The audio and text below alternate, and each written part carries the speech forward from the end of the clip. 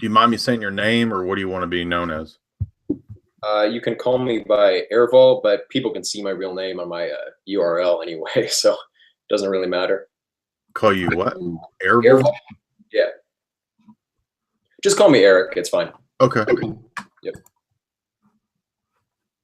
Let's make sure. Welcome to another episode of Jay's Analysis. Can you guys hear me out there? Are we live? And let's just make sure the stream is going. Okay. I think we are. Just make sure the stream is going. Yep, we should be good. All right.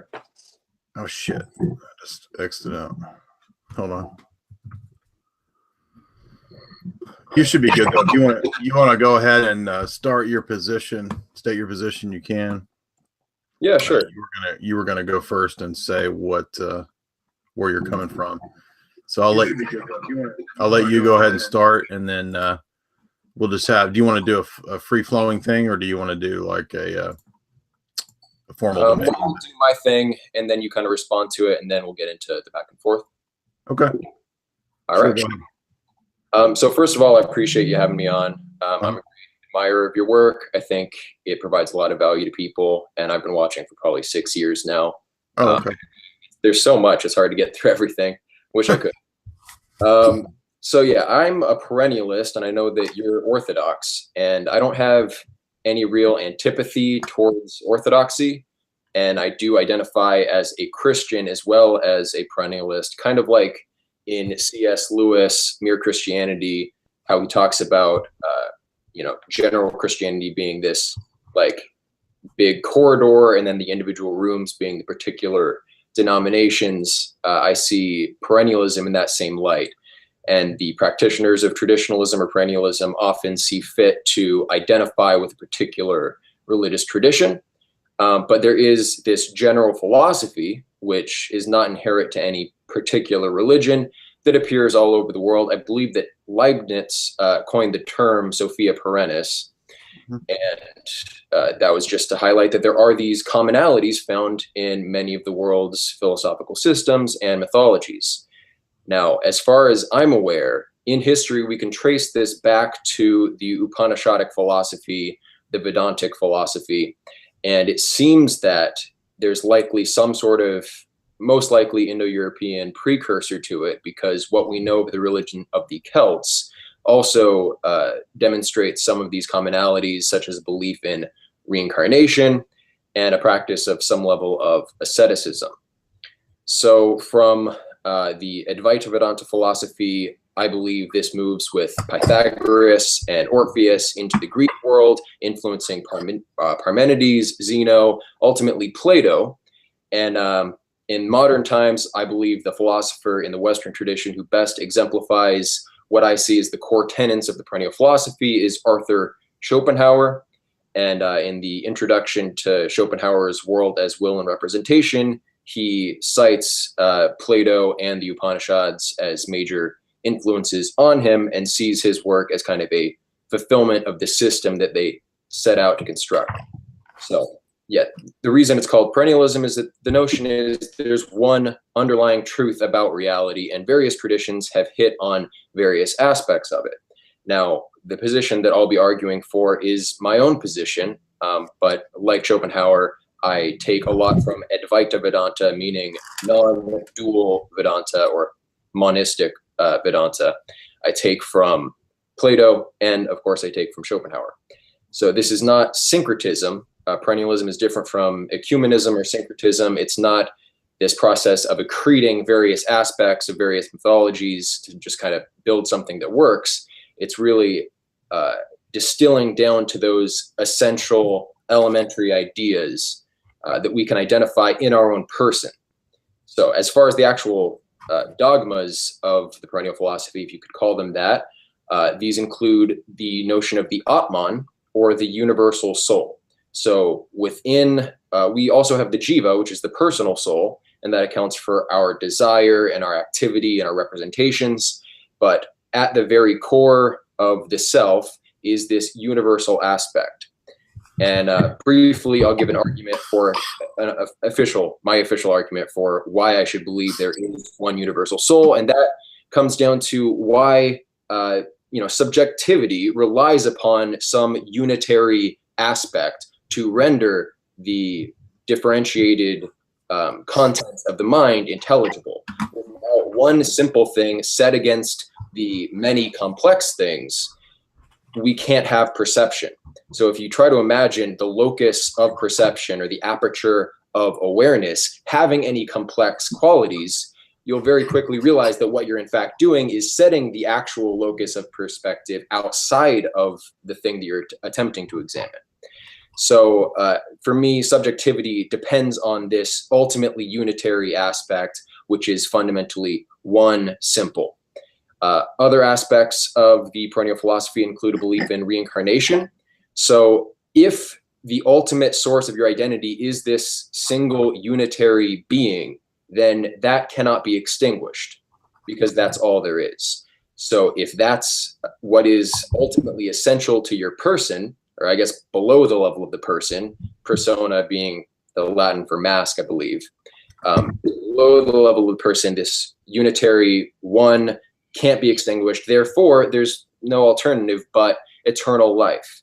And I could make another more scientific argument for reincarnation, but I'll just kind of try to get through this quicker.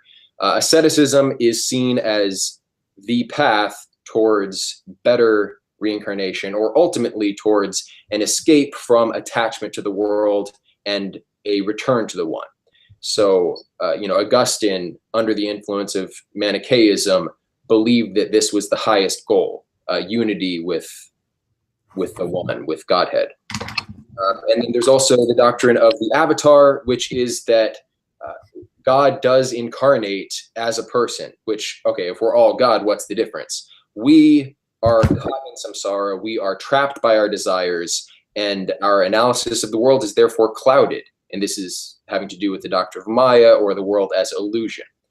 Now, I have heard from Jay one objection to this, and I'm guessing he's going to make that objection, so I'll address it when it comes up. But the difference with the avatar is that the avatar voluntarily descends from the Godhead directly and never acts under the preconception that he is distinct from the many things of the world. So he acts with total compassion, caring about the other as much as the self, drawing no fundamental ontological distinctions as we typically draw. This gives him great power, and he acts with the truth, comes to testify to the truth, as Jesus does. Then there's some subsidiary doctrines that aren't really essential, like the theory of the yugas, the doctrine of the gunas, that is the three fundamental energies at work in the personality. And Plato also mimics these subsidiary doctrines as well. A lot of this stuff is found in Plato. And I think I'll go ahead and just leave it there and see what Jay has to say.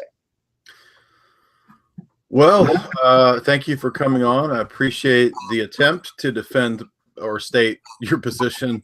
I'm not trying to be rude or difficult, but if you have listened to Jay's analysis, you didn't listen too closely, because most of these ideas have been dealt with explicitly. Now, one that I didn't deal with is, I'm getting a little feedback on your end. Is there like speakers or something? Could you maybe? Yeah, one second. So,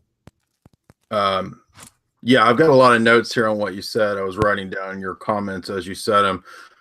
Technically, I've not dealt in depth with reincarnation, but we will deal with that eventually in the future. I did deal with Father Seraphim Rose's response to this kind of stuff. Now, I'm familiar with a lot of the perennialist writers. I have here with me multiple perennialist titles.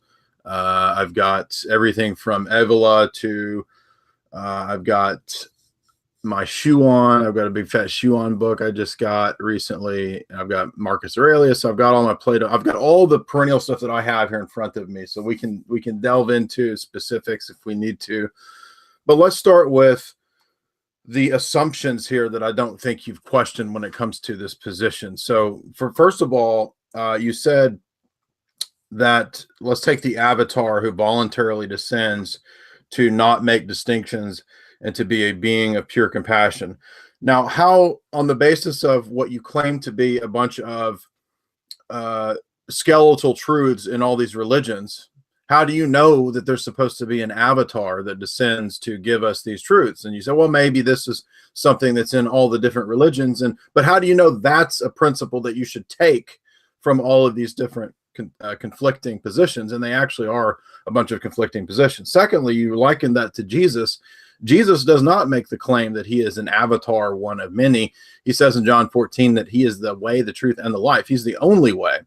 And so there's also a confusion about what we mean by terms like persona or person or nature. They mean very different things in our theology than I think what they mean in the position that you outlined. They have a very precise meaning, which I'll go into in a moment. But this kind of stuff is outlined in St. John of Damascus's book on the Orthodox faith, for example, in our position. So you said you were a Christian perennialist.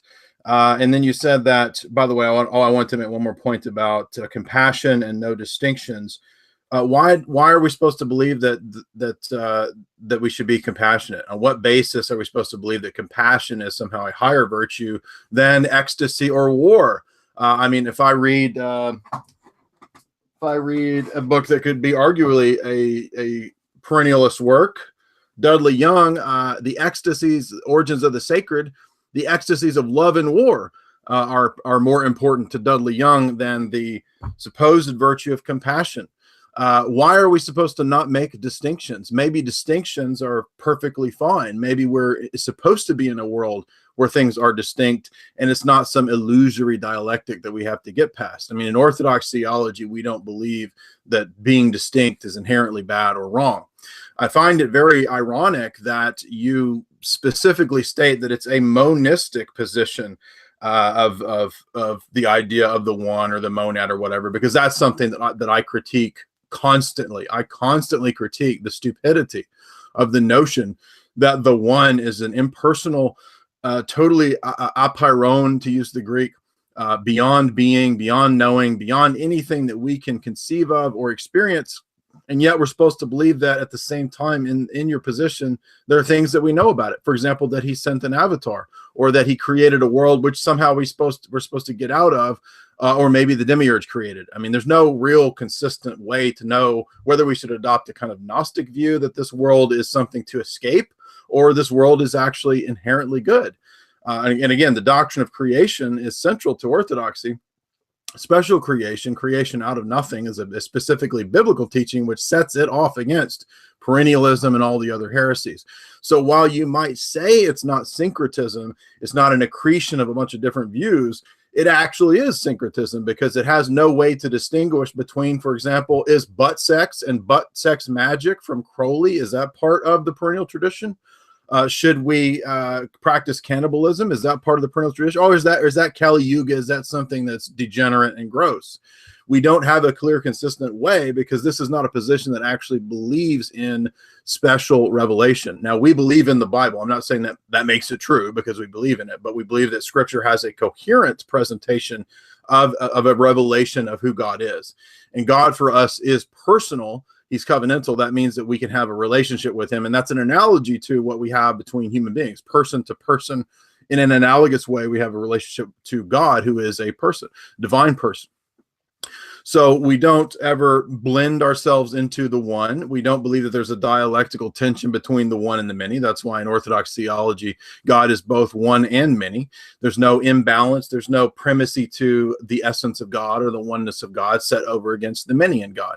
We don't believe or accept dialectics in our view. Now, all perennialism that I've read, all world religions that I've read, all believe and start from the premise that the absolute is utterly beyond any kind of being, conception, terminological statements, claims, revelation, or anything like that. And so therefore, all that we know are therefore imprecise, piecemeal distinctions that are dialectically somehow maybe approximations to aspects of the one, but we never, ever get to the one. Now, there's a sense in which maybe that's true in Orthodoxy insofar as we don't conceive of the essence of God as being knowable or perceivable or something that we can ever participate in. And hence we believe in the distinction between the essence and the energies. Now, there was a great debate between Friedrich Schuon and Philip Sherrard on this point when Philip Sherrard was still Orthodox. And Sherrard interacted on this very point where Schuon doesn't understand that in our theology, the Father is not the same thing as God's essence, and the Son is not the actions of God. So he was very confused about what the actual Orthodox Trinitarian doctrine is. So when he tried to argue against Sherrard and against the doctrine of the Trinity, he basically just said, well, look, you're just one mask of a religion that all the religions share. But again, this is not the claim of our religion. And I think that if you want to be fair to our religion, it should come from us. It should come from the Orthodox tradition, from our faith, from our scriptures. And we and Jesus don't claim that all of these different religious traditions are just merely a mask for one giant skeletal over system of something that we don't really have any clear definition of.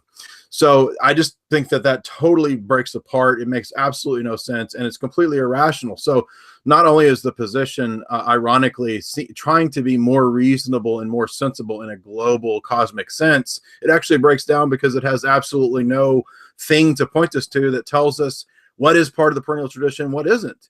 Again, is it butt sex? Is it cannibalism? Is it pedophilia? I mean, we don't know from just a whole bunch of different religious traditions and Vedanta what is or isn't. And there's gigantic debates in the history of Hindu thought. So when it comes to the question of Maya, yes, what I'm going to say is that if you believe that this reality is one that's illusory and that it was revealed to you in this life, you came to the truth, supposedly, that you need to escape this life, then the truth of this reality being an illusion is also something that is thus they're illusory. And so it's a fundamentally irrational position. And that doesn't mean that I'm saying that rationality in a like enlightenment sense is like the be all end all of how we view religion. But reason is something that we believe is a real faculty that man has. And while God does transcend reason, reason is still able to reason about God. We can still know about God from reason. We can look at mathematics, we can look at logic, and we can see how they reflect the mind of God. But we don't do a Platonic or Pythagorean thing where we equate God with impersonal forces or principles. And so you can't have a relationship with a number. You can't have a covenantal bond with the number 7 or with the Pythagorean theorem. We see those as just reflections of the mind of God, and what perennialism and Platonism mistakenly do is identify the mind of God or the person of God, who God is, with these principles. And that is a fundamental problem. So that would be my opening statement, is that in our view, the I am that I am, the absolute, is personal.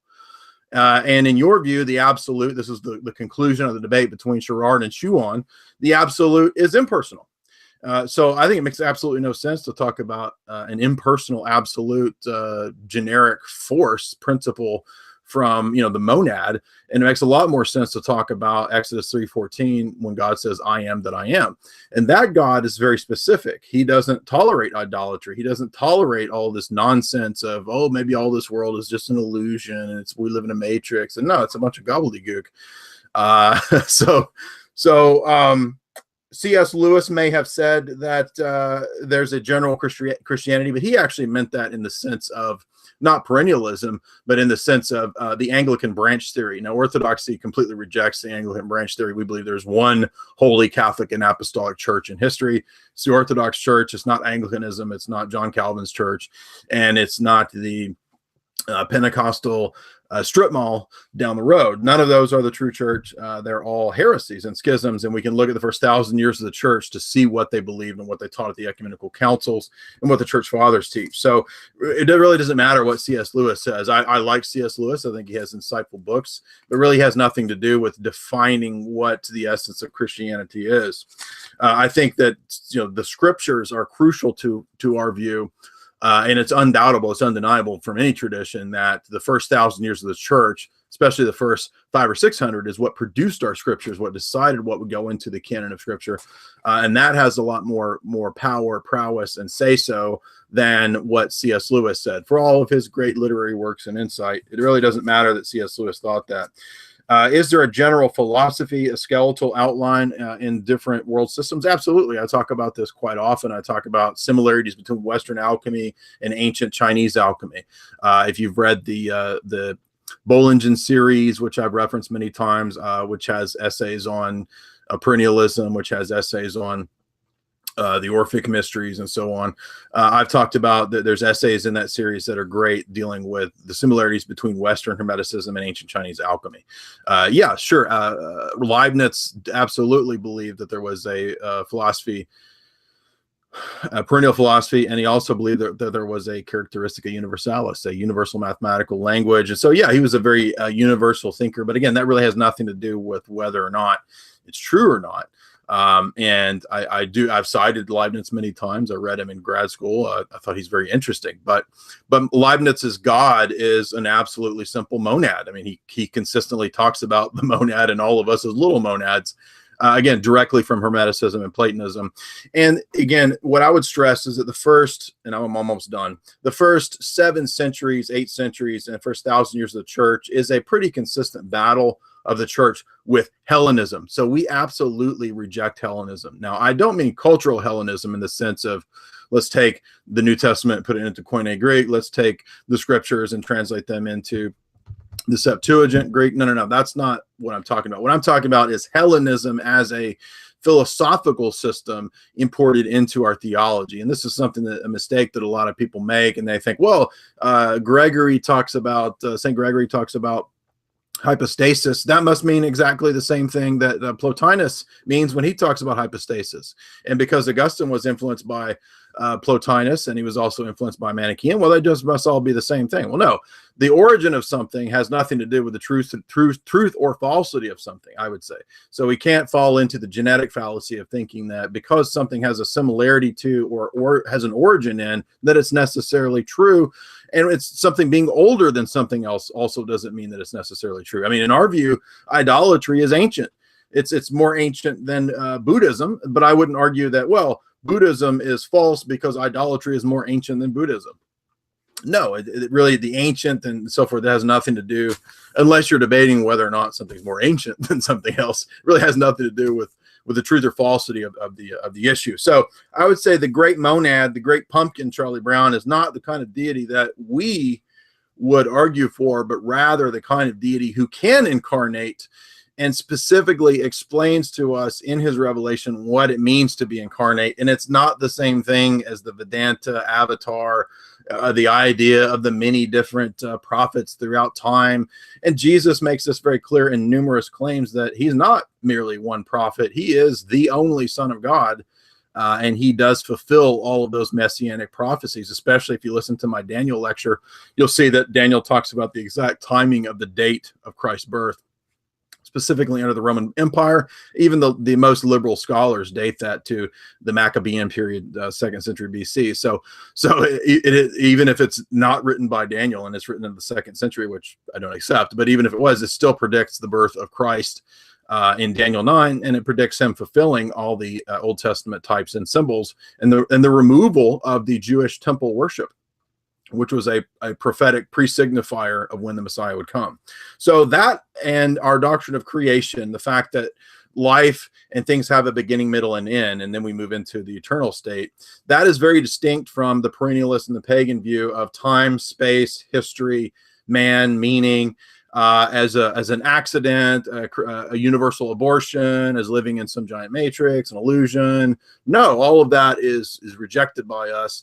And basically, I would say that what you're proposing has an air of wisdom, and I don't mean this against you personally, but just the position itself. But it doesn't actually have any substance to it. It sounds like there's a lot to it, but I mean, is perennialism iamblichus and ritual magic? Or is perennialism Neoplatonism and just like thinking about things really hard and thinking my way out of the giant prison box? There's no way to know what that is. Is it Freemasonry? Is Freemasonry a real presentation of perennialism? Is Aldous Huxley a real representation of it when he writes the Perennial Philosophy?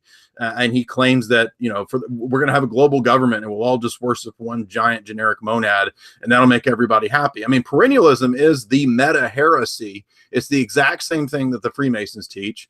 And so it's absolutely antithetical to everything that we stand for.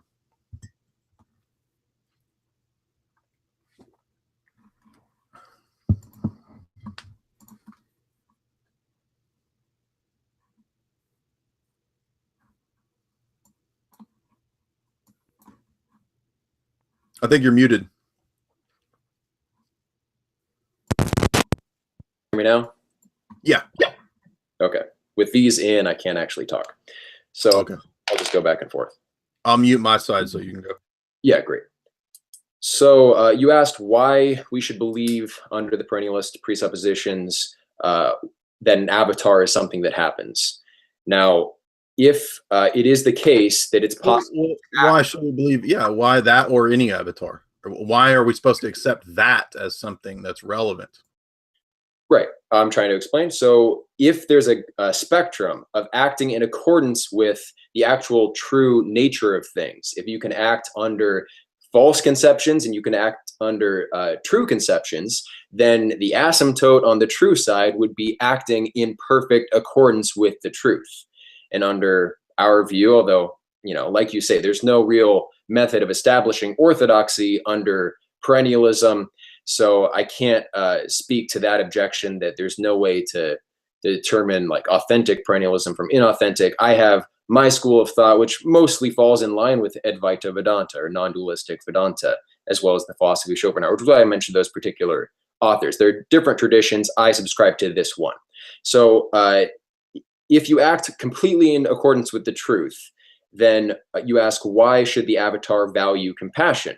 Well, under the doctrine of the Atman, every object that you perceive, the inner substance of it, the inner reality of it, is the same Atman that you essentially are. And so if you harm another, you harm yourself. And so just from like a consequentialist perspective, utilitarian. Okay, but how do you know that's true? Like, I mean, how do you know that revelation, that perception that you have or that you've come to is actually true? Because I can't coherently conceive the alternative to the basis of subjectivity being something unitary. I don't know how a locus of perspective could be complex. Well, but I mean, don't you think sometimes it makes sense to harm people? I mean, do you believe in self-defense? Yeah, I do. And I don't think that, they're often like in the Bhagavad Gita, right. Arjuna is advised to go ahead and kill his cousins on the other side because that's his duty in that place at that time. And killing someone isn't the worst thing that you can do to them, right? Like killing, Plato makes this argument in several documents that you don't want to allow the criminal to go unpunished because the stain on his soul is worse than the harm he'll suffer at the hands of justice. So, yeah, there are times when harming, so to speak, is good, but in terms of what's good for the soul, the compassionate being would always act under the guidance or the axiom of benefiting the condition of the soul of the other. And so even if Jesus comes back with a sword and or like the prophecies of the end times from Hinduism or Zoroastrianism, if he wipes out most of the population, that might be ultimately what's best for those people anyway, because they were so far gone.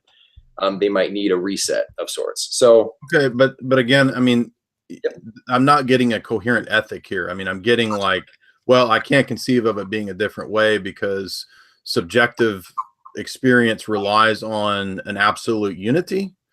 But I mean, how does that answer the question of should I have butt sex with my best friend to invoke the deities or not? Well, that has to do, like, why should you avoid hedonism is essentially the question. No, but I mean, Crowley, who many people do at times class as a perennialist, in fact, he was a big fan of Ananda Coomaraswamy, and Ananda Coomaraswamy is a famous perennialist who wrote essays about the similarities between the one and the many in Vedanta and modern philosophy and what he thought Christianity taught. And Crowley was a big fan of that. Crowley thought that was cool beans. So, but Crowley's not saying just be a hedonist. He's saying, no, use this power, channel your power, invoke the gods. It just happens to be, a situation where you got to put your thing up your buddy's butt. Right. Well, Crowley represents in my mind, the sort of Faustian turn within the perennialist school. So you have like Rosicrucianism, Hermeticism, theosophy, ultimately, things like that. That represents some turn at some point, probably in the medieval period, when the people initiated into this sort of tradition believed that it was acceptable to pursue the end of their own will, that was the point. And you see modern books like, are relatively modern, like As a Man Thinketh or The Secret, which is basically trying to tap into the power of this philosophy for the purposes of wealth. It's a similar sort of corruption as like the prosperity gospel and Protestantism. So I reject that on that basis. But yeah, why should you value asceticism? Why should you try to distance yourself from desire? Because but why should a person reject a Faustian turn? I mean, you don't like it, but why should they? The claim that I'm making is that asceticism is objectively a better path towards the truth. And but some ritual magicians think that they're being an ascetic when they refrain from sex for a long time and channel it into the sex magic ritual. In more generic terms, extinguishing desire, attaining, detachment is the ideal, because thought is descriptive, emotions are prescriptive, emotions interfere with thought. And so if we can be clear-headed and detached from emotion, then we can perceive reality more truthfully. And my highest value, if I have an ordinal ranking, is truth. And I think it has to be that. Okay, but there's also like a Dionysian component to some ancient religions. Like I just made the argument in Dudley Young's Ecstasies, Origins of the Sacred Ecstasies of Love and War. Now, he takes it to mean sometimes you just got to freaking go crazy and it's got to be a giant bloodbath, and you got to have just giant eyes wide shut ritual orgies. And that's the true way to dissolution of the self, to the realization. And there's other groups that have the idea that you got to go this left-hand path and you have to exceed all taboos and be the most degenerate that you can. That's the true path to enlightenment. So what I'm saying is that basically, I'm not saying you personally, but just the system doesn't have a coherent way to adjudicate between which of these paths is an actual livable, honest, coherent path, because one is just as valid as the other. I can be just as enlightened, supposedly, if I go the route of bloodbath and giant orgies, or if I go the ascetic route. And this is why I would say ancient religions always bear out this dialectic. And for example, one thing that I would say you should read is St. Irenaeus's Against Heresies, because in the first several hundred pages, he refutes the many Gnostic errors. And really what I see in perennialism is just kind of a regurgitation of Gnosticism. It's the idea that there's an overarching absolute that nobody can touch, even though somehow we know there's an overarching absolute that nobody can touch. And then at the same time, there's a bunch of masks that the different religions wear. And this is kind of what you get in Thomism. It's kind of what you get in Sufism. It's, so all of these different things kind of blend together. And Irenaeus is at pains to refute this in Against Heresies, because it was such a danger to the church. And I see it as a giant danger to today's church. This is why globalists love perennialism. I mean, perennialism was a real challenge to the system, to the power structure, to what I think is a giant death cult that wants to depopulate. It wouldn't be perennialism. I mean, Aldous Huxley promotes perennialism. He writes the perennial philosophy and says, hey, this is great. This is how we can all just come together under a meaningless generic blob. So I know you aren't saying that. You see that as degenerate. I'm just saying that the presuppositions of the system, in my view, just seem to lead to that same place. And that's because you just simply don't believe the Bible. And this is what I see a lot of Orthodox liberals, a lot of higher critical liberals, they just go off in that direction. And when Irenaeus refutes the Gnostics, I mean, he uses the Bible. So I see this as just I mean, if you read Romans 1, it talks about the foolishness of idolatry. Idolatry leads people into confusion and nonsense. And that's what I get in this position is I don't even know whether I'm supposed to have endless eyes wide shut orgies or whether I should be an ascetic. And because it's relativized, that both lead to the same enlightenment. Well, not all paths lead to the same enlightenment. How do you know? How do I know? The idea is that pursuing the truth is pursuing enlightenment. And the idea that the world is illusion, you have to understand that my idea of error or falsehood is one of privation. So every positive content in phenomenology in our experience is real, but we attach a notion of a limit to it, which we might reify, hypostasize as being an ontological limit when we really don't have evidence of it as an ontological limit.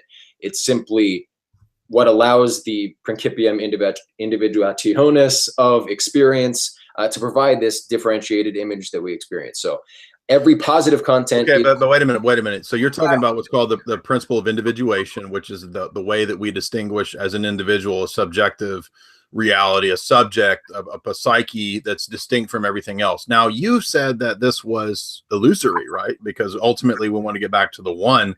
And again, I mean, the real, I think, clenching metaphysical critique here is that if you came to that truth in this life, then that truth is suddenly negated by the fact that it's also part of the illusory experience. And so again, this position, while it has an aspect of wisdom to it, and yes, the church fathers will talk about the principle of individuation, the idea of the person being a singular subject distinct from everything else, but we just don't simply don't see that as a dialectic. Why do you think that's a dialectic that has to be overcome to blend the self into the giant absolute, the ocean of infinite nothingness?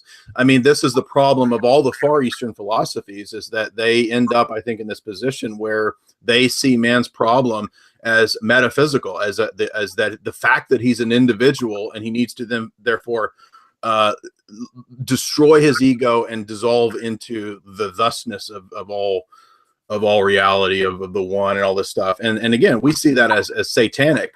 It's not the goal. The purpose of man to lose his identity is to be in harmony with God, with other men, and that's the purpose of the church. That's the purpose of the Orthodox conception of symphonia in the Greek, which is harmony. And that's why we believe in the church there will be a harmony. In heaven there will be harmony. We believe that our liturgical singing is done in 8 tones in harmony, right? So this is all kind of preached in our religion, and I just don't see where any of this has any coherent basis in perennialism. It just seems to undercut itself from the outset. So what I was trying to say with illusion versus truth, every positive content is true. It's just that when we say that that's all we are, we're making an error. So connected through time, if we follow that to its infinite extension, then we coincide with all other instances of what we perceive to be objects. So all differentiation is ultimately, in the grand scheme of things, in the light of like the totality, anyway, I lost my train of thought. It's all one, but when we say that we're not that, I mean, just from a phenomenological perspective, everything we encounter, we in some sense participate in. There's nothing that we experience that's not us in some fundamental sense. So we really don't have any knowledge directly of something that's completely other. Everything that we participate with is codependent with the self. So, and that's what I mean by hold on. I mean, in our worldview, we would say, yeah, fine. You in a sense, our metaphysic is participatory, but that doesn't mean that if I talk to you, that I am you. I mean, there's no reason to believe that. I mean, well, there's nothing that you receive from me that is not you experiencing that. It's your experience that you're getting from me. Nothing that you know of me is completely separate. Everything that you know of me is within you. So you don't directly have access to. No, this is just the old conundrum of Platonism that there's the assumption that I'm not having a real experience of you. I'm having an experience of you in my mind. And I don't believe that. I believe in direct realism. I believe we have a direct, real perception of objects in the world. I'm really experiencing you. I'm not experiencing you as a concept in my mind. I'm really directly experiencing you. Well, are you I know you're not a materialist in some senses, but do you believe like you're directly perceiving the material substance of me, or what is it essentially that I don't understand how that works exactly. Well, we believe that a person is an individual. So hypostasis or person in our philosophy and our theology is very distinct. It comes from our theology about God. So in God, there's one essence, one nature, one will, but three hypostases, three persons, Father, Son, and Holy Spirit. And so being made in the image of God, we all instantiate human nature as persons. So what's particular to me is that I'm the person, Jay, you're the person, Eric. But what we share in common is human nature. So there's a universal aspect of human nature that all men share across the board. But we are distinct hypostases or persons. I'm the person, Jay, you're the person, Eric. So in our view, that's what makes us distinct. And I have a body, soul, spirit. You have a body, soul, and spirit. Every one of us has this as part of human nature. But the way that it's instantiated is as the person Jay and the person Eric. So when I interact with you, there's an aspect to you which is revealed to me, and an aspect to you which is obviously concealed. Much more is concealed because this is the first time I've talked to you. There's far more that I don't know about you than what I do know. And there's things that you're learning about me, right? So we're having a real exchange. There's a real communion. And for us, this is why we say that God is personal, because it is a real covenantal communion relationship. So that's our metaphysic, that's our anthropology. But what I'm hearing is kind of and I think Schopenhauer kind of got influenced by Far Eastern stuff, which, as you correctly said, jibes well with Plato, which goes back to this idea that, well, what we're experiencing is really just the phenomenal illusory reality. And I don't accept that. I just simply, we don't believe that this reality is bad or is an illusion or something that has to be escaped. Now, the reality that we perceive is not illusion. Again, every real thing that we perceive is exactly as it appears, in that it's all an ideal form. Like, it's kind of like Berkeleyan idealism. Everything that we perceive is the real form exactly as it appears to us. So that is okay, yeah. But the problem with all forms of idealism, whether it's Plato and his dialectical dualistic conception of idealism, or whether it's Berkeley and his empirical, there's no material world, it's just all ideas. The problem with both of these views is that they both try to encapsulate everything under one kind of thing. So in other words, monism is always going to be a problem because it ends up making every kind of distinction the problem. And I believe that's self-refuting. I just simply think that it undercuts the position itself to try to say everything is one thing at base. It's not one thing at base. There's different levels of reality. There's different types of things. They're not all just God. They're not all a manifestation of God. They're not all the same thing. They're distinct. And the whole history of Western philosophy and ancient pagan philosophies is all built on this one giant chief error, that everything is one and God is a giant monad with no distinctions. And when you ask why is this a problem, the answer is always, well, because if there's distinctions, that means there's division, there's problems, there's composition, there's dialectical tensions. No, it doesn't. We just simply say, as Orthodox, no, we don't believe that there's any inherent tension or dialectical opposition necessarily between something being distinct. Distinction does not entail composition or division. This is the whole history of why Western philosophy and Thomism falls into its errors, why the Roman Catholic Church has gone to where it has, because it has the assumption that any kind of distinction entails division or composition. And then people who are modalists or Islamists or Jews turn to the Roman Catholic and they say, then why do you believe that there's a real distinction between the Father, the Son, and the Holy Spirit? There's just one. They're just masks. And the perennialist Roman Catholic liberal says, well, I guess you're right. I guess all of the religions are the exact same and they're just masks, because I can't really say on the one hand that distinction entails division, and on the other hand, the Father, the Son, and the Holy Spirit are really distinct and that they're not composite. So again, this is the root error of all false religions across the board. They all believe in absolute divine simplicity and the monad. Okay. So do you agree, though, that there has to be some sort of transcendental unity of opposition at some level in order for them to be presented to us in a common, like, linguistic medium, in order for them to be intelligible? This is a point that Chris Langan makes in the Cognitive Theoretic Universe. Like, is that point true? Right. So you're asking basically a question of universals. Yeah, we believe that there are universals, but universals reflect the mind of God, like mathematical principles or like logical principles. They aren't at root the exact same metaphysical substrate or substance, and there's just no reason to think that they are. By the way, I know this is a little off topic, but this is very crucial for us, because this is where the essence energy distinction comes into Orthodox theology and becomes so important. So because we do believe that there is ultimately one God, because of one Father, as Paul says, not because there's one essence, but because of one Father who communicates his one essence to the Son and the Spirit.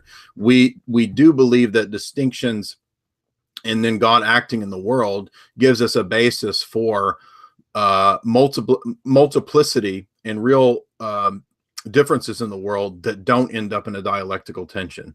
So basically, we just don't accept the Platonic assumption or the Aristotelian assumption, or what's sometimes called the Origenist problem, that all reality has to, at some fundamental level, be one. It doesn't have to be. I mean, if you mean in the sense that all is one in God, yes, but God, for us, we believe there's an equal ultimacy in the one and the many in God. So God is not more three than he is one, and he's not more one than he is three. For us, that eternality is always and at all times true, and there's never been any imbalance or some need to like get rid of multiplicity and return to the one.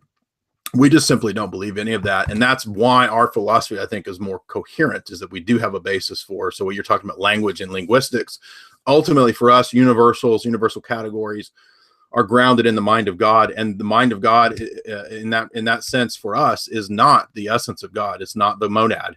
We believe that the energies of God are distinct from the essence of God. And so the logoi, as they're called by St. Maximus, if a person wants to go deeper into this question, they can read something like Lars Thunberg's book, Man and Cosmos, on St. Maximus. They can also read on the Cosmic Mysteries, Ambiguous 7, where Maximus deals with what the logoi are.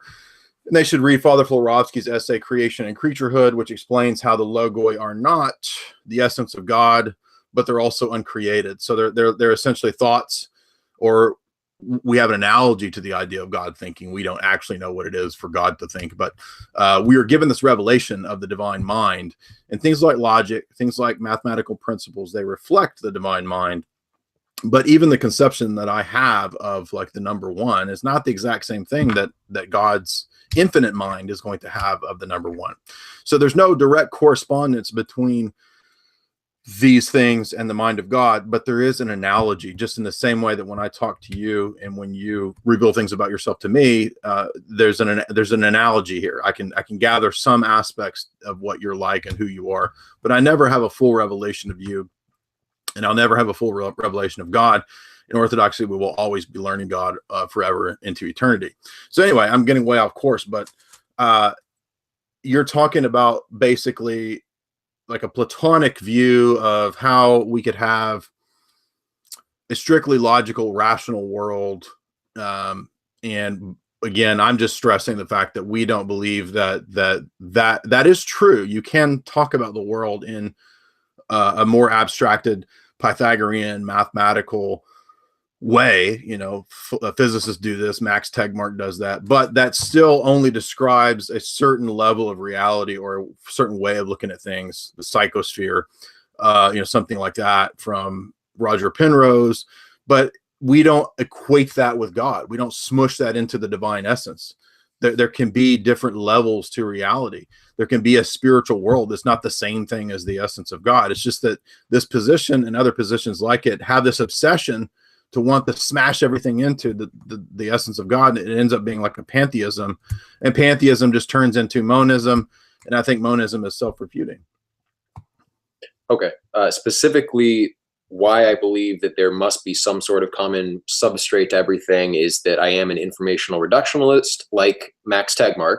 So there's nothing that we observe that doesn't ultimately, in our description of it, boil down to some information. Like, Tegmark talks about how there's nothing in physics that ultimately, when you get down to it, doesn't use to like ones and zeros, essentially. Okay, so, but you and I are talking, and we're persons. We're not numbers. Yeah, so persons don't equate to numbers. They transcend numbers. Okay, that's an interesting point. I'll have to think about that. Well, this whole argument is about personalism. So I would say you should read is Father Staniloy's book. The first chapter deals with why our religion is not perennialism. Our religion is distinct because it's based on personalism. And so Father Staniloy's book, The Experience of God, Orthodox Dogmatics, Volume 1, first and second chapters specifically deal with perennialism, absolute divine simplicity, and why we don't accept that view. Okay, so thinking about it for a moment, obviously we reject, as perennialists, the notion that the person is what we reduce to. Ultimately, there's something more fundamental. The person is a structure in reality. But so I did have some, one of the reasons why I'm not Orthodox or, more in conformist with like dualistic theism is that I can't reconcile God's omniscience with my being distinct from God. Same thing with God's omnipotence and God's infinitude.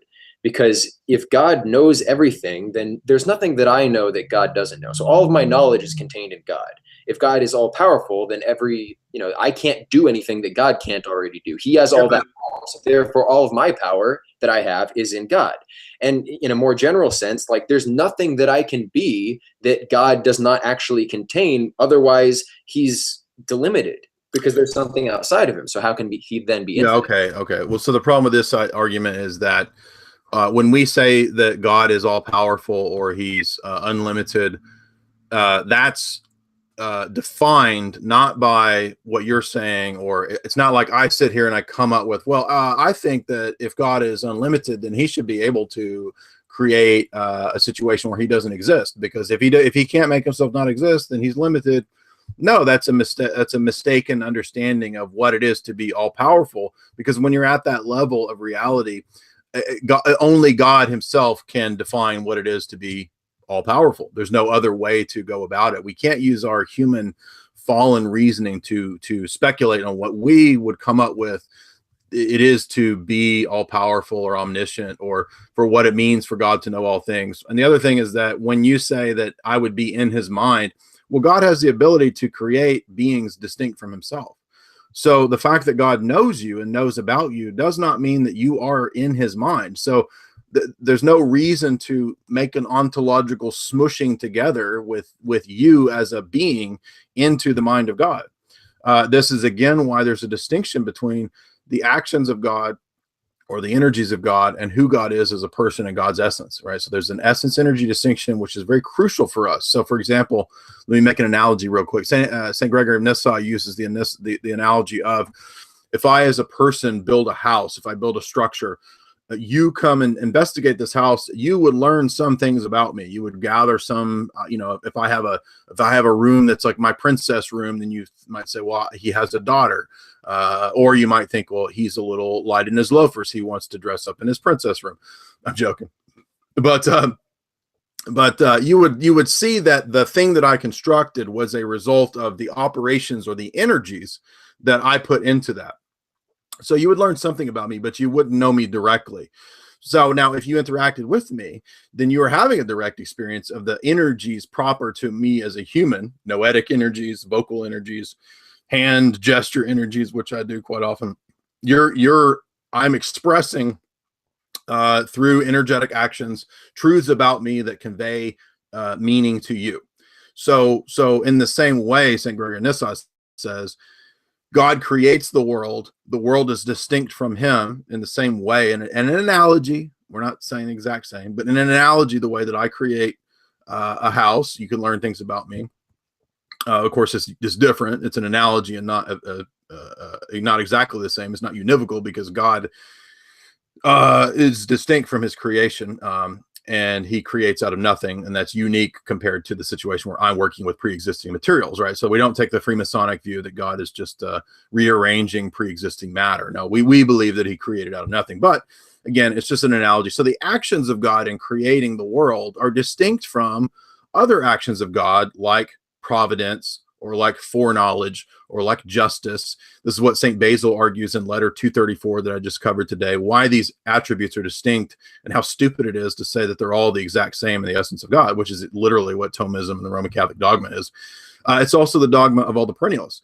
So basically, it reduces God into an unknowable, smushed absolute that has basically nothing to it. There's no content to it. It can mean anything and everything. Anyway, but our view is that God creates. The energies that he uses to create are different from the other actions that he does. It's a unique act within time and space to create the world. And it's different than when Jesus, also a divine action, walked on water. Obviously, those are two different actions. So they're not the exact same in our philosophy, our theology, as the essence of God. So I would say, in response to you, that's our anthropology and our metaphysic as it applies to operating and acting in the world. And it's very distinct and it's very unique. And it doesn't smush man into a meaningless substrate blob. It doesn't take God and smush him into the world to where everything is an illusory, meaningless manifestation of God, because not everything in the world is of God or is God. I mean, we believe that there's evil. And evil is, you're right, it is ultimately, in an ontological sense, privatory. It's a privation, but it's not just a privation. We don't stop there when we define evil. That's where the Platonist stops. We say, and we go further and say, it's also an act of the will against the divine law, against moral law, right? So if I rape, kill, and murder, then I'm actually, my will is going against the good. And so it's not just privation, it's also moral violation of an objective standard. And I think this is a central flaw of perennialism, is that it has no objective moral standard. There's no conception of evil beyond privation. And that's why evil is ontologicized. It's no longer moral, it's ontological. Man's problem isn't that he does things wrong and he needs to repent. His problem is it's a social thing. It's like the environment. It's out there in the world. Oh, you got to like meditate your way out of this reality and come back in the chain of being, and hopefully you'll escape it in a zillion aeons. You can like meditate your way out of this. No, not at all. Man's problem is not meditating his way out of the chain of being. Man's problem is moral. Man's problem is that he's selfish, that he is fallen, that he tends to vices, right? That's his problem. He needs to repent. He needs to have a new heart. So that's what another big distinction I'm saying that I see between our approach to things and your approach to things. Not saying that necessarily proves my position just because we have a moral standard, but rather I see no moral standard in that position. And I see a completely confused anthropology that just smushes everything into the monad. Okay. I think the moral standard would have to be compassion, because acting like just according to utilitarianism or consequentialism, it's always to your benefit to help others and not to hurt them. But that's not really, but that's too generic. That doesn't tell you anything. How do I know? For example, there's different ways to be. I don't understand it yet. Maybe you can clarify it for me. So the omniscience, omnipotence, infinitude problem that I highlighted, to my mind, I don't have an adequate solution yet. So I want to ask you, is there such a thing as the totality of God and world? Can we draw a set around this? And in which case, isn't that something in some sense greater than God? No. And that all has to rely on just what you mean by greater. You're acting like, so it's like, oh, if I can add a thing to God, world plus God, then those two things are greater because they're more. Well, why? On what basis would it? Just because there's two different things, then adding them together, would that mean that it's greater? I mean, that's an assumption that you have about what it means to be greater. And no, of course not. I mean, we believe the world is contingent, and it relies upon God for its creation and existence and sustenance, and for its ultimate telos, its purpose. But there's no reason to believe that just because you put those things together, that's how somehow automatically, quote, greater. So all of these ideas that you're talking about in terms of omniscience and drawing a circle around God and world together, there's just no reason to assume that means that that's what it is to be greater. Sorry, I was muted. So wouldn't God then, though, or the totality rather, by subsuming both the world and God, have as properties attributes that God, or powers that God doesn't have? Like, I have the power to change. God can't change. So that would give this totality a power that God doesn't have. This sounds like Robert Taylor's argument. You can listen to the argument that we had. No, we don't believe that God can't change. If you mean God can't change his essence or himself, correct. but God can and does operate in the world and does do different things and does change things. I mean, Jesus becomes incarnate. He walks around, he does things, he changes things. So God can do things and do different actions because we believe God has free will. God supremely has free will. He's not bound by anything except his own nature. So maybe this would help clarify our position. I'm not saying that this means you have to accept it because I say this, but when we say God has free will, or that God can do anything, we mean it limited by his own nature and his own attributes. So we don't believe that if somebody says, well, can God make the rock that he can't pick up? We say no. And we say, well, that's not what it means to be all powerful. Okay. There's one other point on that same theme, but I'll just go ahead and move on to the next topic, which is kind of a moral concern. One of the reasons I don't feel comfortable with dualistic theism is that God in that picture doesn't have skin in the game, and he creates a serious hazard for his creatures. And if more, I mean, Jesus says like the hold on, what you see call it what'd you call it? Dualistic theism? What? You said dualism. God is not world, world is not God. It's a dualistic worldview. Okay, but we don't believe in dialectics. So dualism to me suggests dialectic, God and world intention. Like we don't believe that. Okay, the point I'm making though is that God seems to create a moral hazard for the people he's creating. And if more of them than not are going to hell, why? It's not a moral act for God to create all these beings, many of whom are going to suffer eternally. He has first of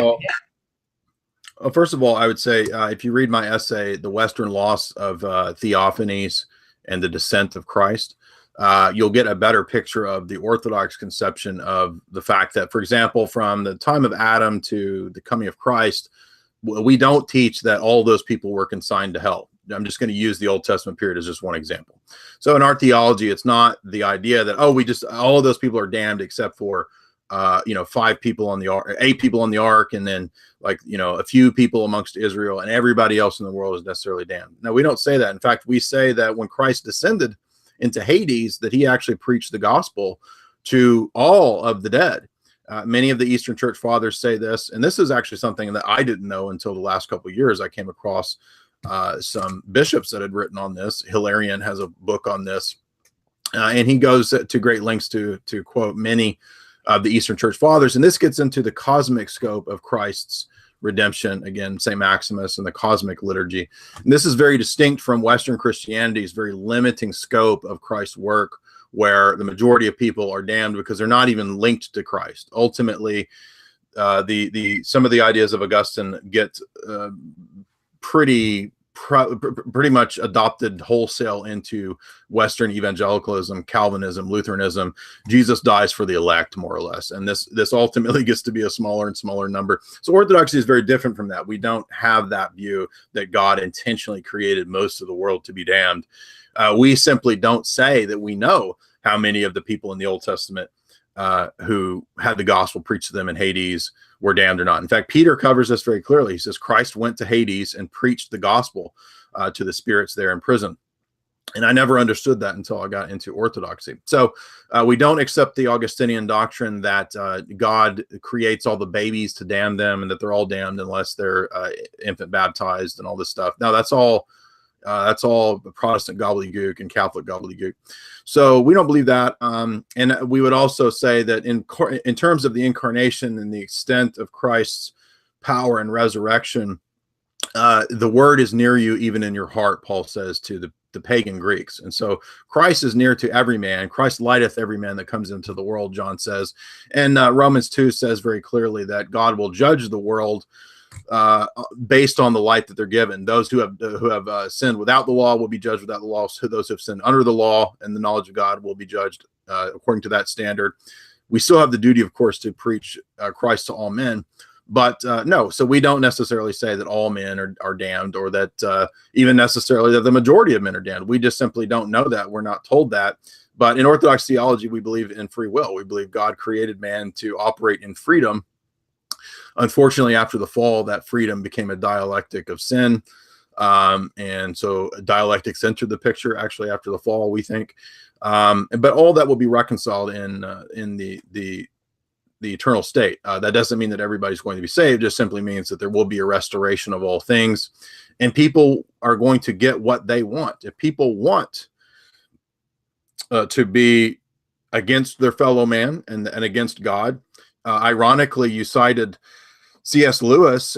C.S. Lewis presents one of the best pictures in modern literature of the Orthodox conception of hell and the afterlife in The Great Divorce, where the people that are in hell, they're trucked into heaven and they can't stand it. They hate it. They don't want to be there. So in the Orthodox theology, the presence of God, that is the all-consuming fire, is no different than the river of life in the Apocalypse. So the Apocalypse, chapter 22 has the river of life flowing out of the throne of God. We believe that's the same as the divine glory and presence and fire of God. It's not lava with torments. It's the very presence of God itself that torments the people that hate him. So God is natural to man. There's nothing more natural to man than to worship and love God and his fellow man.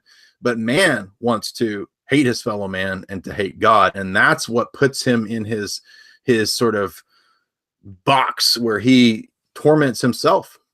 So that's our conception of hell. It's not God, the great psychopath. It's the individual who creates for himself a tormenting afterlife due to hating God and hating man. I still can't understand why, if God knows who's going to suffer, who's going to hell, and he creates the personalities that have these unique predispositions and attributes, he knows who's damned, so why create those people? Okay, well, I would say to you, read the book of Job, because Job asked some of those same questions in his frustration, and he gets rebuked. And God says, who are you to ask these kinds of questions? Secondly, I would say, in response to that, on what basis would you say that that's wrong or immoral? In other words, you need a Christian moral to say that something like that would be, quote, wrong. On what basis would you say that's wrong? I mean, I don't think that God created people just to be damned. Yes, he knows, what people will choose. He knew what Judas would do, right? But that doesn't mean that Judas was a robot. Judas did what he did freely.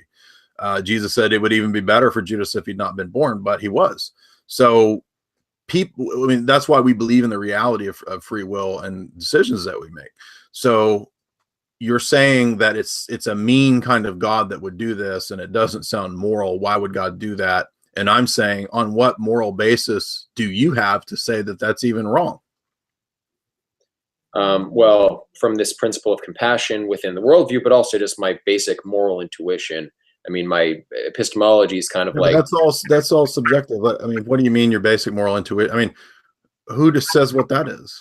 I mean, is that part of the illusion? Is that part of the illusion of this reality? Your moral intuition? No, it's all positive contents. What they really are true. They are real. It's how do you know that? Extrapolation. In the set, like, I don't want to use Descartes, but like, I think therefore I am. Like, these are actual. Descartes' a dualist. You were talking about you don't like the dualism of God and world. Descartes has the exact same problem because he smashes God into the mind of man, and he has a duality between mind and world. So you can't get away from these problems by somebody ridiculous like Descartes. He's just as much a dualist. Right. Well, I don't know. I mean, analyzing through like phenomenological lenses like Husserl or Heidegger, there are basic given experiences that it doesn't even make sense to deny them. Now, and ultimately, like epistemologically, I have to rely on some form of common sense intuition that I just have to take as given. Otherwise, I can't construct any sort of worldview.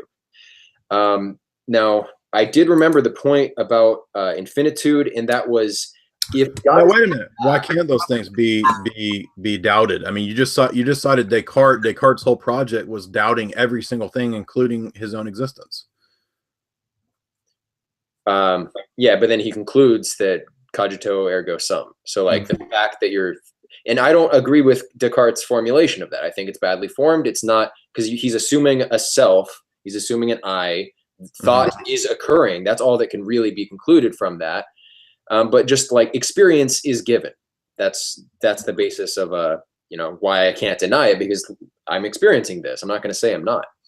Yeah, but you were trying to make arguments about moral intuition, and I'm asking you, how do you know that your moral intuition is correct or bad, especially given the fact that you seem to think that this reality is illusory? And you're saying, well, I have to have something basic to start with. Well, how do you know that that's not illusory, the basic thing you're starting with? Yeah, I'm not saying it's a firm epistemological criteria. I'm just saying if my moral intuition rejects an aspect of theism, that's not going to help my conversion to that. Yeah, no, it's not firm at all. No offense, but yeah, well, and which is why that's not the main reason. As far as an objective moral, objective in terms of the worldview of perennialism, it's a lack of compassion, because God would objectively be doing something bad to the being that he created to suffer, in essence. And I know you disagree with that, but I would like to move on to what I forgot before, which was God's, if God is pure act, then God surely could create an infinite creation, but creation seems to be limited. Oh, is God not pure act in Orthodoxy? No, that's the Thomistic definition of God that I've spent, about a decade arguing against. So I'm not trying to be a dickhead. I'm just saying that we believe in the essence energy distinction precisely because we don't believe God is pure act. Okay, gotcha. Well, in any case, why is it that God creates a finite world as opposed to an infinite world? It's impossible to speculate into the mind of God. No, actually, we don't have a problem saying that there are some of the medieval philosophers, scholastics, talked about this, where they talked about aveternity, which would be the idea of something being created at a point in time, but then continues on into eternity. We believe that God creates new people. They're not reincarnated, but he creates a person and they will go on into eternity. So in a sense, you could look at that as examples of limited scope infinities, right? So even mathematics talks about multiple infinities, different levels of infinities. So we don't have a problem with there being multiple types of infinity, but we don't think that God's infinity is a statement of him as essence, or that that's his definition, so to speak.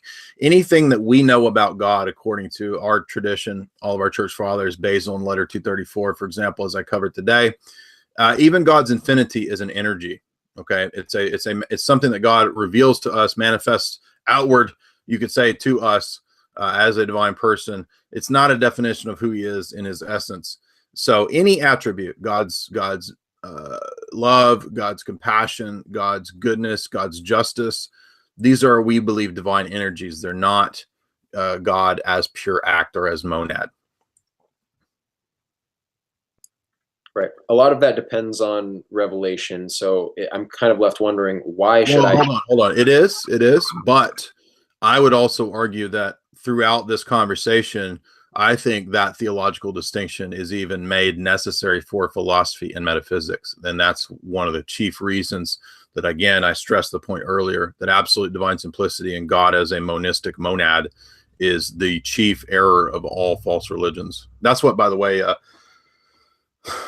St. John of Damascus, in his, where he covers all heresies. This is fascinating, and I'm not going to ramble on this too long, but just real quick, if you get the Fathers of the Church, St. John of Damascus, and you read the section where he covers 100 heresies, which is the first, it's kind of in the middle. He classes all the heresies and false religions under skewing or going off on these starting points about God. And it starts with confusing nature and person and God, which is kind of what I've been trying to outline. So he starts his 100 heresies, not with just Christian heresies, but heathenism, Hellenism, Judaism, all of these things go off because they screw up on the doctrine of God. So for us, that's kind of where we have to get things right and start. So can you give me an example then of something in the world that can't be explained without this idea of the essence energy distinction in God? Yeah, God being distinct from the world. Right, which is something I don't believe, which doesn't, it's not necessary to believe that to account for things actually Sure, it is. experienced. It reduces to absurdity to identify God with the world.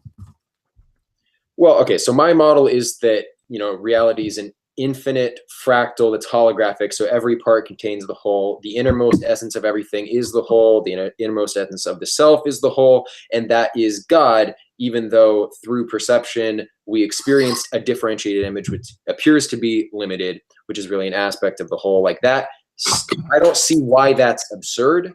And we've tread some of this ground before, but I don't think it hurts to get some clarification. Because it ends up meaning anything and everything. So I can on the one hand posit all of these fascinating sounding facts about the world, and I can talk about how the world is like Max Tegmark's giant algorithm, and everything kind of is mathematically Pythagoreanly explained, but I can't even make sense of how the world of change and flux can match up to these invariant, unchanging mathematical principles.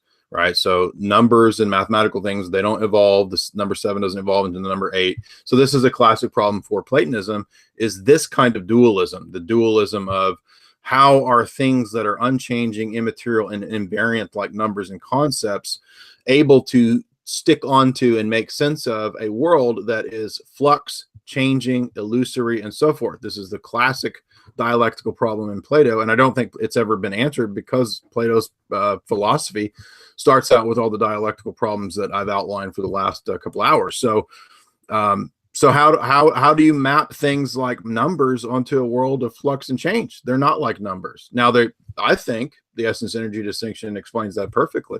The world is made to be what it is, distinct from God, but it also is made by God, so it bears his stamp. And so therefore things like math, Pythagorean principles, numbers, geometry, these things work in the world because the world is a reflection of the logoi, or the divine thoughts, and they're personal ultimately. So they're not impersonal forces out there in the world. They're all ultimately personal, and they relate directly to God. So for me, it makes sense how I can understand the world, because the world, my mind, is kind of like a small little version of the divine mind. I'm made in God's image. I can do this kind of reasoning. In the other position, the perennial position, I get like giant metaphysical substrates of absolute that are on the one hand identified with numbers and mathematical logical principles, but those things are not the same thing as my mind, except that I am also supposed to believe that they are the same thing as my mind. So for me, it's just confusion. It's total confusion. Okay. Like Tegmark, I'm a temporal B theorist or eternalist, so I do subscribe to the notion that time is in some sense illusory, meaning that it's not a true progression, a true ontological unfolding. All of it exists already. And it seems like under theism, you kind of have to believe that God, reality for all intents and purposes exists all at once for the mind of God. But, Well, okay. But in the same, we also don't think that time is necessarily a bad thing. In fact, time itself will be, in our view, transfigured. This is a really, really dense topic to get into. I'm not opposed to getting into it, but I will say that Father Sten Eloy, again, in Orthodox Dogmatics Volume 1, he spends about 60 or 70 pages talking about the Orthodox conception of time. Really, really deep stuff. But yeah, that's a really, really complex subject. But no, again, I think that the flaw here seems to be that when we say something is in the mind of God, you seem to be equating that with like smashing everything together, and we just simply say no. There's a distinction. Why can't there be a distinction between the mind of God and objects? Because I can't conceive of the basis of that distinction. Any distinction that I draw in my imagination is being unified by some transcendent principle, which in the case of my imagination is my perception, or my, the locus of my perception. I'm made in the image of God, and because there are universal principles, and that can function as a means by which I can understand the world. I'm not sure I understand your gist there. You're saying that you can't conceive of how there are objects in the world that are distinct from the mind of God, because if you talk about those objects, that means there's a metaphysical unity between those objects. And I'm saying you don't, again, that's just restating your position of all things being one.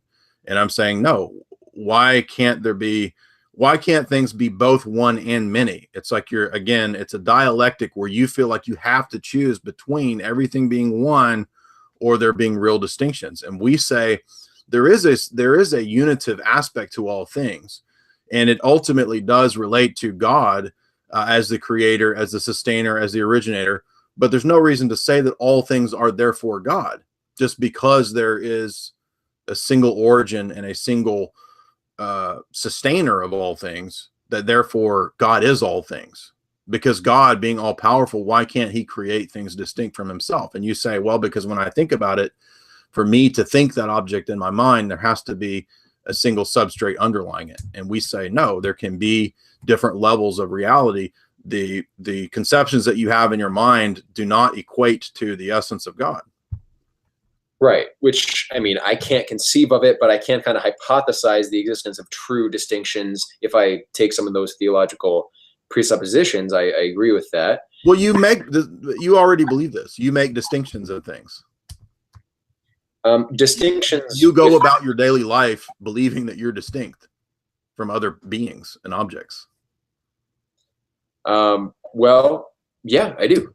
But I think that I'm false. I'm being false in my mentality when I'm doing that at some level. Why do you think that? Well, I would have to, again, restate the position of all things necessarily reducing to some kind of unity. Why do you think that all things have to reduce to a state of unity? Because if I analyze any complex structure, if I continue the process of analysis, I'm going to get to something that's undifferentiated. It's simple. But why can't something have a unitive aspect to it and a multiplicity aspect to it? In other words, so for example, Husserl even kind of saw this, even though I don't think he got it right in the long run, but he saw that objects have, or even Kant, objects have a unity that makes them what they are. I mean, this pen has a metal aspect to it, a plastic aspect to it, but it also has a unitive aspect to it. But all I'm saying is that there's no reason to think that you have to smush the unique particulars of the pen into the substrate. There can be both at once. But only from a perspective. So no, in reality. Yeah, I can't. Well, okay, so let's go to this kind of example. Like, again, why can't something just have multiple aspects to it that are real while it also shares a unitive aspect to it? Like, why does it have to be smushed together? Can't both of these things be true? So the example I was going to give is trying to imagine any shape, and like, if there's no perspective on the shape, then how can we say that there's any particular distance between the different elements of that shape? It seems like for there to be differentiation within any image, you have to have some perspective there to delimit it. So from the perspective of like the ultimate ontological set of all sets, where does that perspective emerge? Which is why at the mind of God. Yep. Mm-hmm. You were saying? The mind of God. Yeah, the mind of God, the set of all sets. Okay, the point I'm trying to make is that both at the level of when you analyze down to the most essential things, you do hit this simplicity. And if you didn't, you would just continue analyzing, right? But you're mistaking the fact that you analyze down to something with therefore extrapolating that to being the ultimate metaphysical reality. Just because your mind got down to that level doesn't mean that doesn't translate into that being the necessary ontological structure of all things. Insofar as it is a substrate, it's an aspect of a perspective. Without a perspective on it, you don't have individual bits. But you're not doing that. You're not keeping it at your perspective. You're extrapolating further and saying that therefore all reality must be monistic, must all be one. Right. So at the small scale, things are simple. But as I was trying to say, if you take the set of everything all at once, you don't have a perspective, because a perspective is a combination of things being present and things being absent. So if you don't have a perspective on the totality of all things, what's the source of differentiation there? Just like, how can I imagine a cube if there's no perspective on the cube? How can any 2 points be distant in a particular way from one another? Yeah, and that's because I think this perspective is again too Platonic in that it relies on too much abstraction. I mean, we don't deny common sense reality and day-to-day existence. In other words, our position, while we are very critical of empiricism and we're not naive empiricists, we also don't deny the empirical world or empirical evidence. Like, we don't just retreat into our minds and think that what's truly real is just ideas and numbers and, like, into the head of Gödel or something. No, we actually believe that there's also a real world, and common sense and day-to-day living shows us that there are distinctions between things, and those distinctions are real. And really only a kind of bizarre sort of religious speculation. I'm not faulting you, but I'm saying that that's really the only kind of people that could come to concluding that all reality has to ultimately be one thing, because they looked at an object and it had a unitive substrate, that therefore that's how all reality must be. And again, this is why the Greeks are wrong. This is why I mean, they're to be commended, I guess, in terms of like the pre-Socratics or the Ionian philosophers for looking at all reality and saying, well, there's got to be one unifying thing, and it's fire. Oh, it's water, it's flux, it's, stasis or whatever. I mean, yeah, that's interesting, and I appreciate them for looking for a unitive aspect under which to group everything. But in our view, that is just a faulty project from the outset, because number one, there's no reason to think that all reality is at root one thing. There's just no reason to have to accept this or believe this. It's entirely plausible and, in my view, sensible. It accords with our day-to-day experience to believe that while things do have a unitive aspect to it, they are created, sustained, and relate ultimately to a single originator, God. They also have a real distinction to them. And again, the whole thing is based on dialectics. So why not just toss out the dialectics? In terms of recognizing that there are true distinctions, in actual experience, we only ever recognize distinctions through perspective. And you were saying, like, this position of perennialism is a rejection of common sense, but every real experience we have, for exactly what it is, namely experience, is exactly what it seems to be, right? It's the extra supposition of something like inert matter, or something like true ontological distinctions and true otherness. Like, we can't really conceive that because of the nature of our minds. So, like, all of this requires some sort of speculation. Yeah, but see, again, so you're saying, like, it's kind of solipsism, more or less. I mean, it sounds solipsistic, what you're saying. And again, I think that's self-refuting. Like, I don't believe that we just have phenomenal experiences at all. I don't accept that position. What other sort of experiences do we have? Well, I don't accept that Berkeleyan phenomenalism. I believe that we have a direct real perception of objects in the world. You and I share a common reality. And you would say, well, how do you prove that? I would say by the impossibility of the contrary. The acceptance of the idea that we only have phenomenal individual experiences leads to subjective experiences, leads to solipsism, which leads to Maya and all these positions that you're espousing, which I think are self-refuting. So no, again, I don't accept indirect realism, which led to phenomenalism.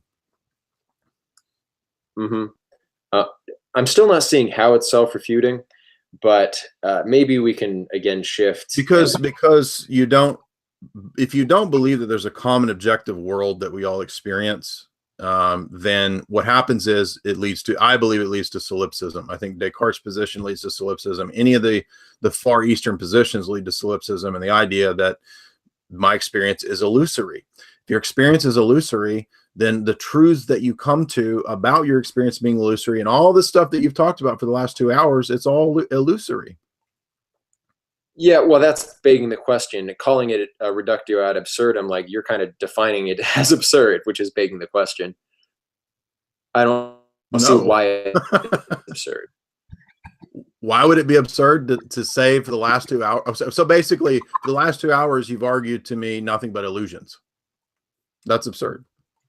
No, not what I've said is not that all experiences are exactly what they are. There are positive contents. There is real knowledge, which is why, like, the Godhead, the one. How do you know that what you're getting at is the real knowledge and not an part of the illusion?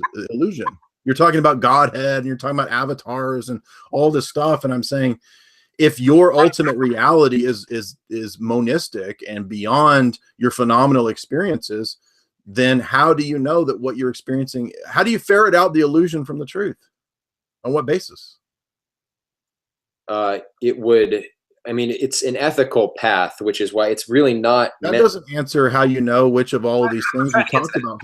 As I said before, so thought is descriptive, emotion is prescriptive. If we can reduce the influence of emotion, then we should experience the reality for what it is to the greatest possible extent. Why should you reduce emotion? I mean, says who? Why? Maybe Dionysian abandon, and maybe that's the way to truth. Why should you? Why? Well, I mean, it seems to be the case that in order to perceive something, emotion tends to direct attention towards a given end. I mean, that's kind of the nature of emotion and appetite, right? And so if you don't want to engage in discursive ramblings and you want to analyze something and you really want to get into it and see what it is in and for itself as it is, then that emotional factor seems only to distract. I don't have any, absolute epistemological grounding for that position, but it seems to correspond with the nature of my experience, that when I remain level-headed and detached, I am actually able to perceive things more clearly. Yeah, I mean, again, the point that I was trying to make isn't that, I mean, I know that you see it as justified. I'm just saying that I don't see it. I don't see it as justified, given the rest of the worldview still rests on monism. I mean, I think monism at base is completely self-refuting.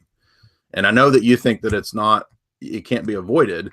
But again, when I say, how do you know which things are illusory and which aren't? And you say it's a basic ethical intuition, that to me is not an answer. That's just a restatement of the fact that you think you're correct.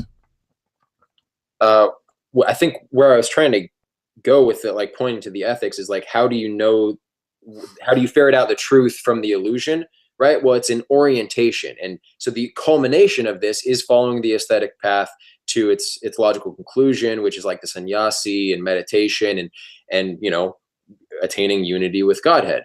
That's the point. And that's the only way that you're really going to get at the truth as it really is, because any engagement in the world in the typical way is going to involve emotions by necessity due to the structure of the being. Okay, so how do you know that in the last 2 hours, all the stuff that you said wasn't tainted with emotion and illusion? Well, I'm sure that it was, right? But over time, I notice when I'm in a clearer space and when I analyze things without emotion, I converge on a set of observations, like the observation of the fact that it can't be a cube without a perspective on it. Like, that's something that I've come back to again and again in a relatively clear-headed state. And I observe these regularities, these constant relations over time, and that's sort of how I formulate the set of non-illusory opinions. Okay, could it be the case that in 5 years you grow to the point where you look back and you realize that at this stage you were trapped in illusion? Yeah, of course it could be. Okay, so then the whole position is nonsense. No, it's just not apodeictically certain following from given axioms, which that's the allure, I think, of orthodoxy. Everything is not only, it's not, no. It's not that it's not apodeictically certain. It's that it's totally confusing nonsense. It's gibberish. It makes absolutely no sense, because you just admitted that the last 2 hours of what you've argued in 5 years, you could look back and say, oh, it's completely trapped in illusion then. And that negates everything that you've argued. No, because it would still contain elements of truth. Error always. That's assuming that you know what's true and what's false. And that's what I asked you. How do you know? And you said, well, I just grow and I'll look back and I'll figure it out. So you're basically, it's just circular. Yeah. It's like, I mean, we act under assumptions. Like, you act under assumptions, I act under assumptions. One of the assumptions that I act under is like this ascetic ideal that being less emotional leaves things. Dude, you just said that it's entirely possible that in 5 years you will evolve to believe that that's completely not true. It is possible that I'm mistaken. For the moment, I'm assuming that this is true because it conforms with my present experience. It's like the scientific method. We have a hypothesis and it proves correct enough times, and then, you know, when it's disproven, we have to get rid of it. So the scientific method is a thing we'll put over here that's not under the Maya illusion, right? No, the scientific method is purely pragmatic. We're kind of grasping at straws there, but it seems to be what gets the best results. Yeah, I mean, this is, it's, to me, this is just completely arbitrary as to what things you stick into the category of Maya and illusion and what things you think point you towards truth. It's just like, as we talk about this, it seems like you're just kind of picking out the things that, okay, I'll put that in the true category. I'll put that in the Maya category. And emotions go in the Maya. Scientific method, it goes maybe in between pragmatic. And I'm not being a dick. I'm just saying this is, I think, the weakness of the position is that it's not a coherent metaphysic and not a coherent ethic or anything. I think it's fundamentally contradictory. So, you know, you can disagree with that. I think, you know, you see. It's a fallibilist position. Mine personally. I mean, if you ask like people at the Madonna Center in Hollywood or something, they're probably going to tell you like, no, this stuff is absolutely certain. But I don't think just saying something's absolutely certain makes it absolutely certain. I think it's being honest to admit that, hey, in the past, I've been wrong about things that I was quite sure about. Therefore, it's very possible that I could be wrong about things that I think are quite sure today. I mean, do you not? Yeah, but you're not presenting the position as just a hypothesis. I mean, you've made a whole lot of claims about phenomenalism and idealism and Vedanta and avatars and all kinds of things that I'm not clear whether they're illusory or whether they're just theories, or whether you think they have the same level of certitude as the scientific method, or whether you think they're objectively certain, or whether you think it's even possible to have objective certainty. To me, it just seems like a self-defeating position at every turn. I don't say that it's impossible to have absolute certainty. I say I'm uncertain as to whether absolute certainty is possible. And I feel like that's just me being honest. I don't think that's straight. I think that anybody being honest will admit that whatever position they're a part of could be wrong. And if you're saying that you couldn't be wrong, then you're saying you're infallible. And I think that's just foolish. Well, yeah, I mean, there's different senses to what we mean by certainty. I mean, we can talk about, you know, a priori mathematic level certainty, logical certainty. We can talk about a high degree of probability when it comes to empirical claims and experience. And I think that there are all kinds of transcendental categories that are as certain as we can be as humans, humanly possible. So the existence of God, things like that, I think are absolutely certain. If you mean infallibility, no, that nobody has infallibility. But again, I think what we see here in my argument is that revelation, while you might find it difficult at times, it does provide a coherent, I would say, worldview as to how we give an account for these things. It doesn't give a perfect explanation for everything. It gives an account for how these things are possible and how they work together. Human anthropology, the meaning of life, ethics, morality, how we should or shouldn't live, what we should and shouldn't do, how society, civilization should be organized, what we mean by the future, beginning, middle, and end, past, present, future. You know, in the position that I get from you in Platonism, there's a lot of insights. I think there's a lot of neat stuff when it comes to Pythagoreanism and insights into the physical world. But I see it as only going so far. I see it as giving us a mathematical, abstract level of reality, but it only stops there. And because it idolizes, it turns abstract concepts and numbers into an idol. It therefore tries to smush everything into that as a so-called God, and really just amounts to another version of idolatry. And then when we try to understand how we should or shouldn't live our lives in this worldview, it just becomes the individual's path and whatever you can make out at your local center and whatever you come to in your own idea. And I just don't think that works as a worldview. So I think we've gone for, I'm not trying to be rude, but I think we exhausted all the territory here. Right. One last point that I have is I think the methodological flaw of the way of setting up a worldview that you describe is that it's inherently going to have to satisfy human intuitions of logic and reasonableness, which means if it so happens that the nature of reality does not conform to our intuitions and our sense of reasonableness, then we're going to be on the wrong track, which is why I think it's a little bit better to keep like an open and constantly revising epistemology. Not to say that truth doesn't, or not to say that truth changes, but that we have to keep on Well, I would commend to you the many church fathers, for example, St. John Damascus and on the Orthodox faith, who have extensive discussions of Aristotle, Plato, logic, thousands of pages that deal with these topics, many medieval philosophers and theologians who dealt extensively with logic and reason. We just see logic and reason having a place. We don't see it as exalted to deity and godhood. And anytime we've seen in history this try to be done, it's actually ironically the rational state, the ideal republic that leads to mass murder. I'm not saying you, but anytime that the communists have tried to instantiate the ideal republic, and all communism is based on Plato and the republic, it just leads to mass murder and death. And so I don't believe that what you're talking about actually gives people the intuitive satisfaction that you think it does. I think what you're talking about gives a certain eccentric type of person an intuitive satisfaction, namely people who find abstract mathematics or Pythagoreanism or deep philosophy interesting. It will ring true with those people, and certainly those people make discoveries about the world and science and mathematics, absolutely.